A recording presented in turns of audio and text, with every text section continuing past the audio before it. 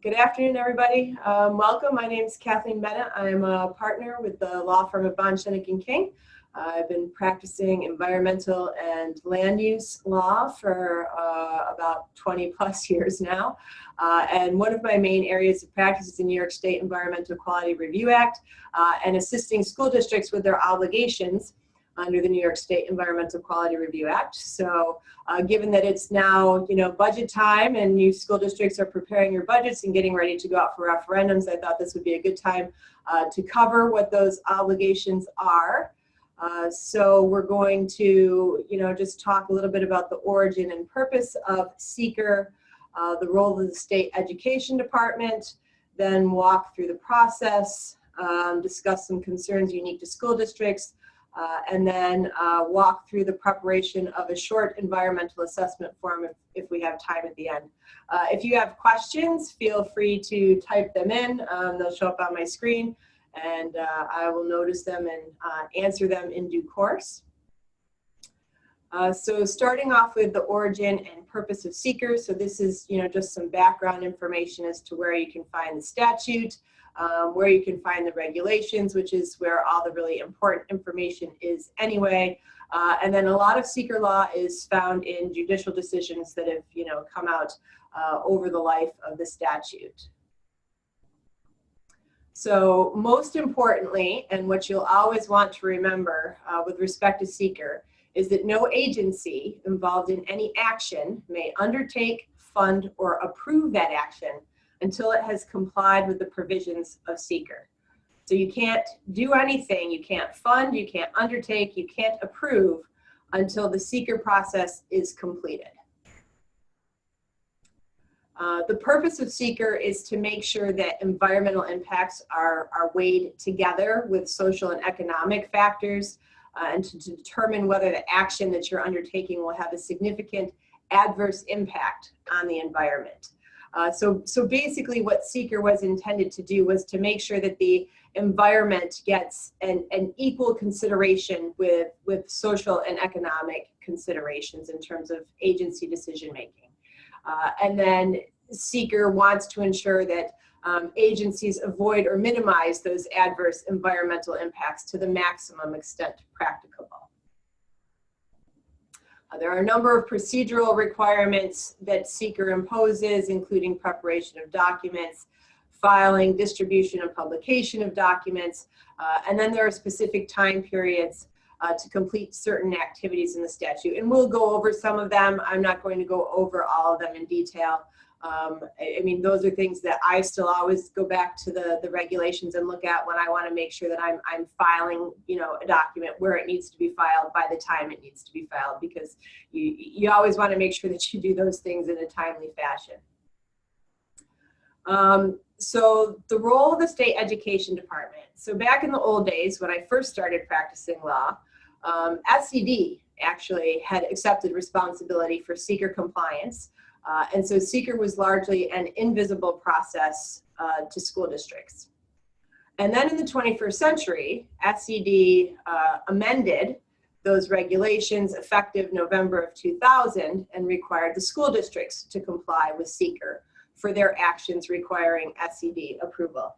And the reason for the change was because the state felt like local authorities were better equipped to consider local environmental impacts and the mitigation of those impacts. Failure to comply with SEQRA can nullify a project. And SED issued some guidance back in August of 2001. I don't think you can get that guidance anymore on the website. I still have a copy that I kept. It's actually a really good guidance document, but it basically requires a school district to do SEQRA, but then a little bit more. So it adds some additional processes that SED requires school districts to comply with in order to obtain your building permit from SED. So those SEQRA plus items include not just coordinating with all involved and interested agencies, and we'll talk about exactly what those are here in a few minutes from SEQRA point of view, But SED also requires consultation with SHPO on all projects, even projects that are classified as type 2. And again, we'll get into that. So type 2 actions don't require further review under SEQRA, but they do here under SED's guidance document. And then that guidance document also has a provision that says school districts must consult with the NYSDEC, so the New York State Department of Environmental Conservation, regional office for all type 1 and unlisted actions proposed by a school district. And the reason that they require that consultation is, they cite things like there are stormwater impacts, septic impacts, wetland impacts. I don't know if SED enforces that. I've never run into a situation where SED has asked for documentation with respect to that consultation with DEC. So it is in the guidance document. I don't know if it's enforced. Again, I've been doing this for about 20 years and I've never seen SED ask for it, but that doesn't mean that they don't or won't. And then the last issue that's really important is that to comply with SED guidance and SED regulations and to get your building permit, you have to adopt a resolution for all of your SEQRA actions. So most agencies do not have to adopt a resolution if they determine their action is what's called a type 2 action. A type 2 action is set by a specific list, and I'll get to that in a slide here in a few minutes. But if something is a type 2, it typically doesn't require any further action by the agency. However, SED has said for school districts, if you declare your action to be a type 2 action, meaning that no further environmental review is required, SED still wants to see that the school district has passed a resolution that says that. So that demonstrates that the district has in fact looked at and considered SEQRA. SED will take that and put it in the file and keep that to make sure that you get your building permit. In terms of timing, conducting a referendum before SEQRA is completed is prohibited. And there is case law where voter referendum have been declared null and void for SEQRA noncompliance. So definitely don't hold your referendum until your SEQRA is complete. Scheduling a referendum before SEQRA is completed presents something of a legal risk. So the act of scheduling could potentially be construed as an action because the agency effectively indicates its approval of the project that is subject to the referendum before it has received all comments concerning the action. So SED guidance recommends completion of SEQRA before scheduling the referendum. So it's safer to wait until after your SEQRA review is complete before scheduling that referendum. But what SED really looks at and what they're asking to see is to make sure that SEQRA is complete before that voter referendum is held. So that is kind of a gray area. You do have some wiggle room there, but it is safer to make sure your SEQRA review is completed before scheduling that referendum. And then, just remember the golden rule that you can't undertake, fund, or approve an action until SEQRA is completed. So let's talk a little bit about the SEQRA process. And, just in terms of some essential definitions under SEQRA, you've heard me say some of these terms already. So agency, right, is any state or local agency. So it includes a school board, school district. The term involved agency with respect to a project is an agency that has jurisdiction to fund, approve, or undertake an action. An interested agency is an agency that has no jurisdiction but wishes to participate in the review of the action. So in school district cases, right, the school district is always going to be an involved agency because it has jurisdiction to fund, approve, or undertake. SED is always going to be an involved agency because it has jurisdiction to fund, approve, or undertake. SHPO, the State Office of Historic Preservation, is going to be an interested agency. It doesn't really have jurisdiction to fund, approve, or undertake, but it does have comments to make with respect to historic and archaeological impacts of that action. And then the lead agency is going to be the involved agency that's principally responsible for funding, approving, or undertaking that action and for making the determination of significance. So the lead agency is what SED used to do prior to 2000, and it's now what SED has said that local school districts are going to do, you know, in the 21st century. So school districts are going to be the lead agency for their projects. And action is, you know, any project or physical activity that may affect the environment. It can include agency planning and policy making activities that may affect the environment. Can also include the adoption of agency rules, regulations, and procedures that may affect the environment. And then SEQRA defines environment broadly, not just to include those physical conditions that you normally think about, such as land, air, water, but it also includes patterns of population concentration, distribution or growth, existing community or neighborhood character, and human health. So the steps to SEQRA compliance, I kind of break this down into the 9 steps. There are a couple of places along the way where you can sort of, you know, get off the SEQRA train. But everybody's going to have to do step 1, and that is to first determine whether your proposal is an action that requires SEQRA compliance. If you have a capital improvement project, physical construction, any acquisition, sale, lease of real property, a permanent school closing, any type of maintenance, repair, or renovation, those are all going to be actions that are subject to SEQRA review. Once you've determined that you have an action that requires SEQRA review, then you need to classify that action. And again, the SEQRA regulations contain 3 different types of actions. So the first is a type 1 action, and those are specifically listed activities in the regulations. They are presumed to have a significant adverse impact on the environment, and they may require the preparation of an environmental impact statement. May is the key word there. It's just a presumption. That doesn't mean that an environmental impact statement is going to be required. It just means you have to take a closer look at it.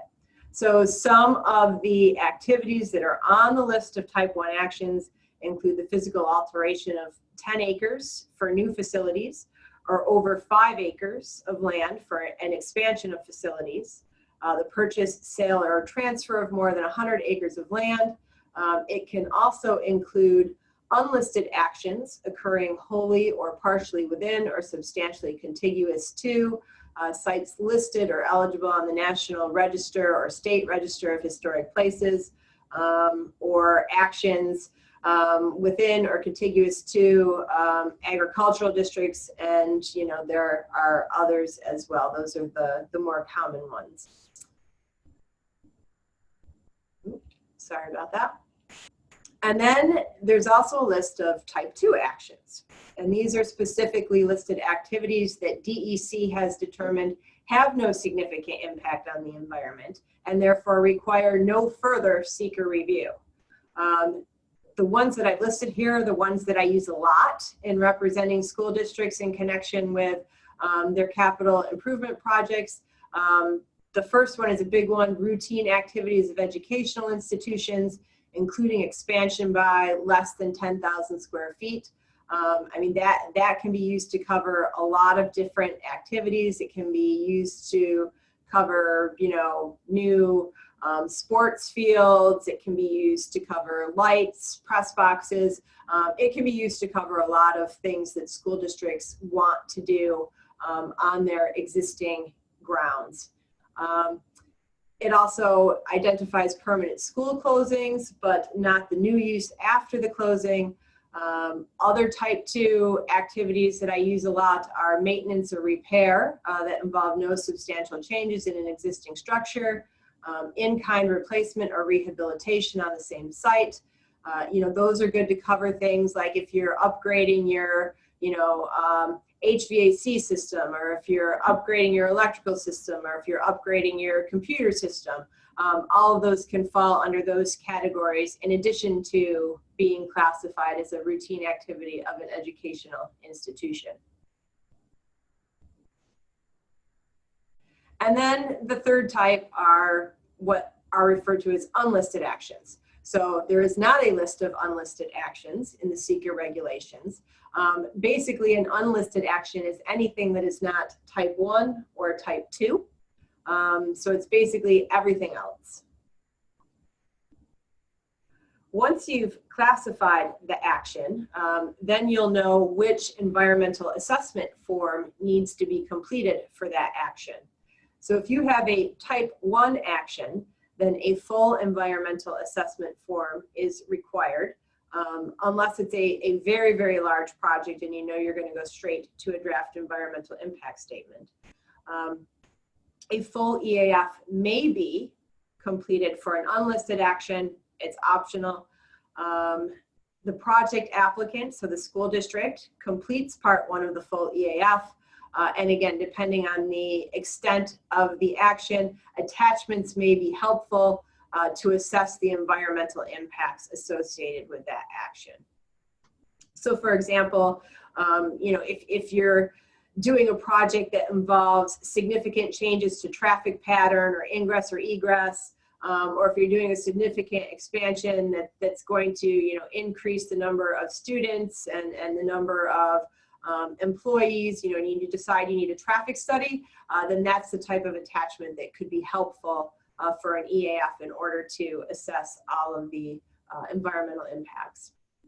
And then there is also a short environmental assessment form that is frequently used for an unlisted action. It cannot be used for a type 1 action.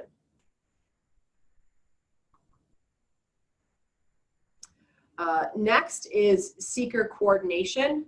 So SEQRA coordination is required for type 1 actions. It's optional for unlisted actions, but it's helpful. And coordination works in that it goes back to that involved agency, lead agency distinction that we discussed earlier. So when you coordinate, it's really one of those involved agencies saying, we're going to take the lead on this and undertake the environmental review, and you're going to be required to go along with whatever we say the impacts are. So usually the agency that receives the initial request for approval or funding is the one that proposes to act as the lead agency. So in this case, it's always going to be the school district. It may require the consent of other involved agencies. And one of the interesting issues that comes up with school districts and SED is that if you have a project where the only 2 involved agencies are SED and the school district, is whether or not the school district has to seek consent of SED to act as lead agency. I had an issue come up recently with a school district where SED asked how come they didn't get, a letter from the school district saying the school district was going to act as the lead agency with respect to the project. And I said, well, gee, why would we send you a letter saying we were going to do that when by regulation, you told us that we have to do that? So, they didn't give me any more grief about it. I remember having this discussion with SED officials back when the regulation first came out, and at that time the officials were like, no, we don't want to see those requests, we're too busy, we're not even going to be bothered to look at them. So just kind of keep that in mind that might come up. If you want to send a letter to be on the safe side, there's no harm in sending a letter to SED saying we're going to act as the lead agency, but you probably shouldn't expect a response from them.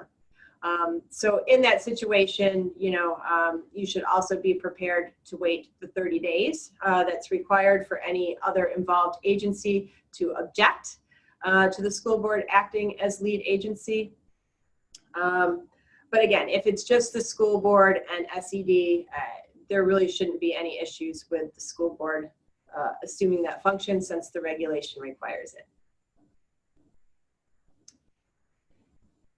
And so if there are other agencies involved, and those agencies could include a DEC, depending on what other impacts are associated with your project, right? If you have wetlands and you need a wetland permit, then DEC would be an involved agency. You know, if you're making changes that are going to require a new curb cut or some other type of approval from DOT, they could be an involved agency. And in that situation, you would send a notice to everybody saying that the school district is undertaking this activity. It plans to act as the lead agency with respect to the environmental review of that activity, and it will attach part 1 of the environmental assessment form and distribute that to those agencies so that they can understand the project and submit any comments that they may have with respect to environmental impacts.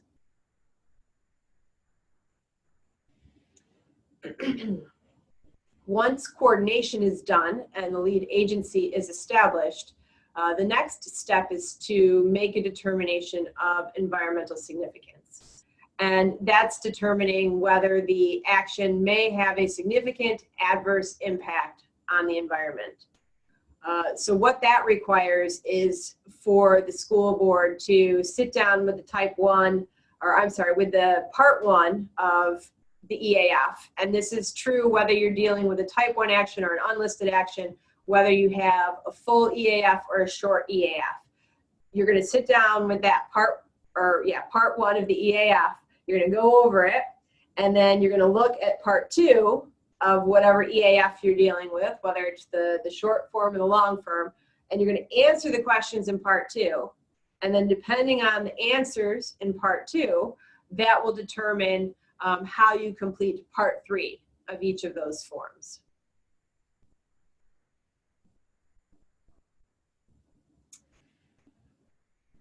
And if after going through all of the questions on the environmental assessment form, the board determines that the action will have no adverse environmental impact, or if the identified environmental impacts are not significant, then the lead agency may issue what's called a negative declaration. In that case, that would end the SEQRA review. There would need to be documentation of that, an explanation of that, and a reasoned elaboration supporting that, because you have to, as a district, be able to demonstrate that you satisfied the legal requirement, which is this hard look test, which means that the agency has to identify the relevant areas of environmental concern, right? You're going to do that by having gone through the environmental assessment form, thoroughly analyze the concerns for significant adverse impacts, right? So again, you do that by going through all of the questions on the form, all of the questions in part 2 of the form, determining whether, you think there are going to be any issues with respect to those questions on the form, and then document the determination showing why the environmental concerns that were identified and analyzed will not be significant. So that's your reasoned elaboration, your justification for making the determination that you made.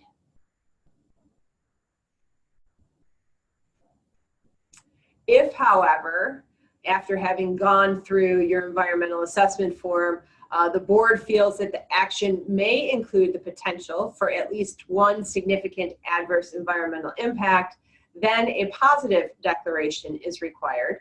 And in that situation, the environmental review process continues with the preparation of an environmental impact statement. And the environmental impact statement analyzes the significant environmental impacts of a proposed action and how those impacts can be avoided or minimized. So if you end up going through the EIS process, and that is probably somewhat rare for school districts to have to undertake these next steps in the process, because it's my experience that even for type 1 and unlisted actions, if you have sufficient information from your consultants ahead of time, there are a lot of even large projects that you can issue negative declarations for, as long as you have the support in the record and the reasoned elaboration to support why there won't be any significant adverse impacts, or why, to the extent there are impacts, they've been minimized to the maximum extent practicable. So, you know, I always try and help my school district's clients get that information so that they can get to that negative declaration and not have to go through an EIS process. Now, that being said, there are, you know, some school district projects that are going to be large and significant and that are going to require, you know, this additional process, because it is going to need a little bit more information, a little bit harder look at those impacts. So if you find yourself with one of those large projects where you have to move forward with the EIS process, the first step in moving forward with that EIS process is scoping. Scoping used to be optional. It is now mandatory. And the scoping process is used to determine the relevant environmental impacts that will be addressed in the EIS. So basically, it's a way to kind of cull the information that's going to be in an EIS. You don't have to address every single, you know, environmental issue. If there are no issues to surface water, then that's not an issue that's going to be covered in the EIS. So scoping is really used to just identify and specify exactly what impacts are expected to be covered in the environmental impact statement. Involved agencies are permitted to comment, and the scoping process must include an opportunity for public participation.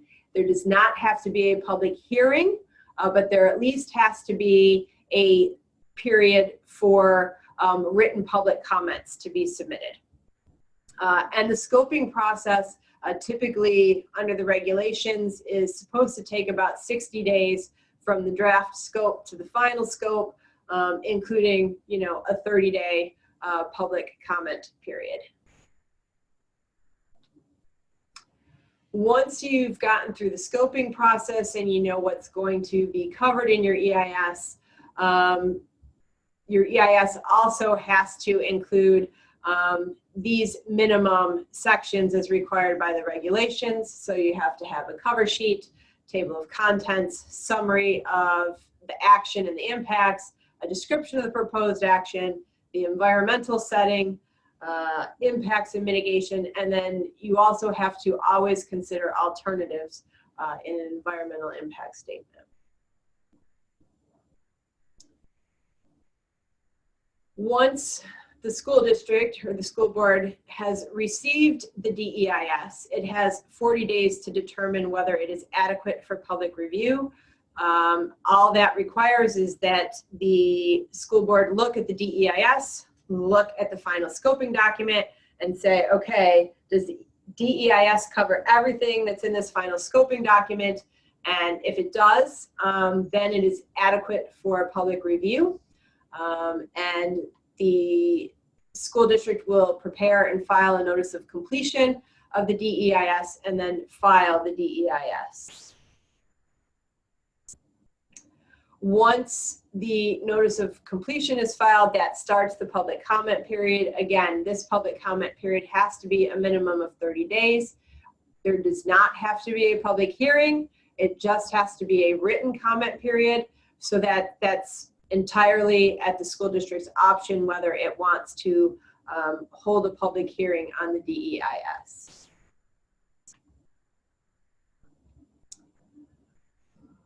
After all of the public comments have been received, the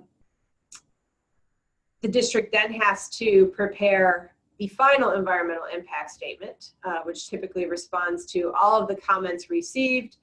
That must be prepared either 45 days after the close of any public hearing, or again 60 days after the filing of the draft environmental impact statement. So your FEIS includes the DEIS, any revisions to the DEIS, copies or a summary of comments, and then the lead agency's response to those comments. Once the FEIS is complete, The lead agency, again, prepares and files a notice of completion of the FEIS and files the FEIS itself. After that, the final step would be to issue a findings statement, and that is where the district would consider the relevant environmental factors. It would weigh and balance those factors together with social and economic and other considerations, and then provide a reasoned elaboration for the agency's decision, and also provide a certification regarding compliance with SEQRA. If there are other involved agencies besides the school district and besides SED, then they must prepare their own written findings statement with respect to the project as well. A positive finding statement means that environmental impacts are minimized or mitigated to the maximum extent practicable and the project may be approved. A negative finding statement means that environmental impacts cannot be mitigated and the project may not be approved. So another issue, that's comes up a lot with respect to school districts, and was something that I had come up recently on a project that I was working with a district on, is segmentation. And segmentation is the division of the environmental review of an action such that various activities or stages are addressed as though they were independent, unrelated activities needing individual determinations of significance. So the two situations where this arises is where a project sponsor splits a project into two or more smaller projects in order to avoid going through an environmental review process, or where activities occur at different times or places are excluded from the environmental review process. So with school districts, this comes up with capital improvement projects that involve various projects at multiple schools at multiple locations. SED takes the position that even though the projects are at multiple schools, they're all part of the same capital improvement project, and therefore they should all be treated as one action under SEQRA. I've always approached it as, yes, that's true, they're all one action, but the better way to review them and the more protective way of the environment to review them is to actually consider them each independent of each other, particularly where the schools might be spread miles apart from each other, and actually consider the impacts to that particular area, as opposed to kind of looking at it more broadly. So segmentation is generally discouraged, right? Because SEQRA says that the lead agency must consider the whole action. Proposals or parts of proposals that are related to each other closely enough to be a single course of action should be evaluated as one action. But segmentation is not, it's not favored, but it is allowed. You just have to say you're doing it, and you have to say why you're doing it. So some factors to consider to determine if segmentation is occurring, right, is to look at these factors. And this is, kind of when I was having this discussion with SED, they're like, oh, well, go to the SEQRA handbook and look at the factors that they tell you to look at in there about segmentation. And I'm like, yep, I know what they are. And this is what they are. So DEC tells you to look at the purpose. Is there a common purpose or goal for each segment? There probably is with respect to most school district capital improvement projects, right? If you're improving your computer system in one school, you're probably doing that for all of your schools.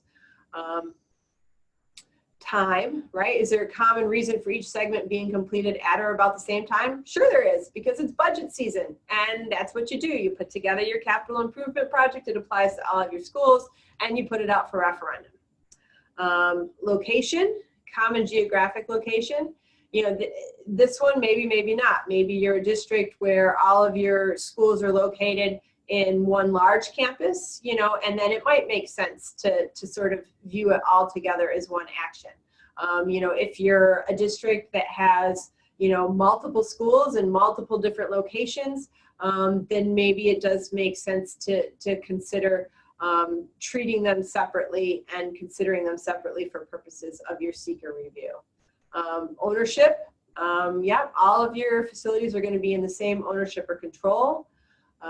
Impacts, do the activities share a common impact that may result in a potentially significant adverse impact if considered together? That one maybe not, because sometimes you are doing certain activities at one school that you're not doing at another, right? You might be improving your athletic facilities at one school and you're not doing that at another school. Common plan, is a segment of component of an identifiable overall plan? Sure, right? Your capital improvement project is your identifiable overall plan. Utility, can any of the interrelated phases be considered functionally dependent on each other? Again, that's kind of a maybe, maybe not. And then inducement, does the approval of one phase or segment commit the agency to approve the other phases? Yes, again, we're talking about, the approval of a capital improvement project that includes all of your various projects at all of your various schools. So that said, I mean, it is, using this DEC test and hearing what SED is saying, I mean, they really want you to treat your capital improvement projects as one whole project. Again, I'm still not entirely convinced of that, but I mean, we have to do what makes SED happy so that you can get your building permits. So it's just going to be, we're either going to say that we're segmenting and here's why we're segmenting, because we think it's more protective of the environment to consider the impacts in this way, or we're just going to treat the entire project as one large project and consider the environmental review of it in that fashion. So again, this is what I was just talking about, circumstances where segmentation may be permissible. Information on future project phases is speculative. Future phases may not occur. Future phases are independent of each other. You must provide justification for segmenting, which is what we just talked about, and we must demonstrate that the segmented review will be no less protective of the environment. And I think, providing the justification and demonstrating that in school district cases, that type of review is no less protective, is sufficient and satisfactory. And then just with respect to enforcement, there is no oversight or enforcement agency for the most part with respect to SEQRA, except for school districts, because SED is watching. They're overseeing all of your steps. They're looking at all of your paperwork, your documentation, your resolutions. They're checking the dates on those to make sure that all of your determinations occur before the voter approval. So school districts do have a bit more in the way of oversight than most other agencies. SEQRA is also enforced by citizens who feel that they will be harmed by the action in a manner that's different from the public at large. So if you've got a project where you're installing new athletic facilities, you're putting in lights and you're putting in a sound system and you have neighbors who don't like it, that could be a situation where a citizens group forms that comes out and tries to challenge your SEQRA determination with respect to that project. And what that challenge looks like, it's an Article 78 proceeding, so it's supposed to be, an expedited proceeding. It's heard by a judge, not a jury. It typically doesn't require witnesses. It's heard on the record that was in front of the district when they made their determination. So that's why it's always important to make sure that you complete your EAF forms properly and thoroughly and prepare a reasoned elaboration for whatever determination that you make with respect to SEQRA. And then, the judicial standard that the courts will look at, they're not to substitute their judgment for the agency. They are simply to look at the record and determine whether the school district took that hard look, whether they identified the impacts and made a reasoned elaboration based on the evidence in the record for the determination that they ultimately came to. And then obviously courts are also going to look to make sure that you complied with all of the SEQRA process as well. And just some parting thoughts. You know, SEQRA, it's not a separate permit. It is an additional level of review that must be conducted. It was intended to open government decision-making to, you know, additional public scrutiny and public involvement. It encourages involving the public early and to establish and maintain communication links with project sponsors, other agencies, and the public. You know, it wants agencies to prepare written documents.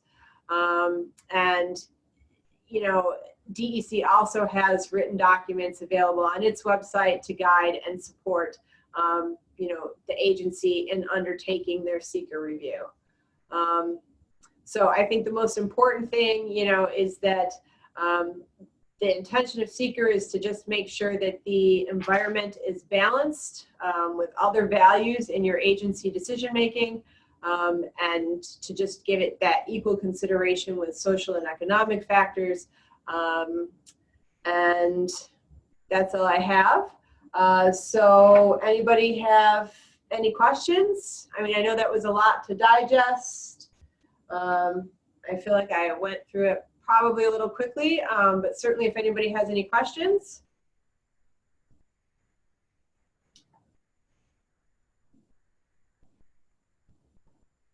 Yeah, I see one of you asked for a copy of the presentation. We can absolutely provide that. So if anybody would like a copy of the presentation, you know, please contact us and let us know, and we can get those to you.